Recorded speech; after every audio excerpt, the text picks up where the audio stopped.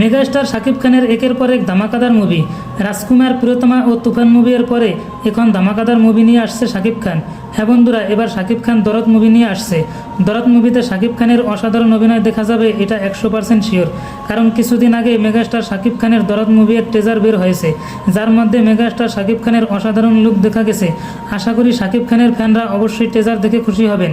চলুন দেখে আসি ট্রেজারের এক অংশ। খান স্যার,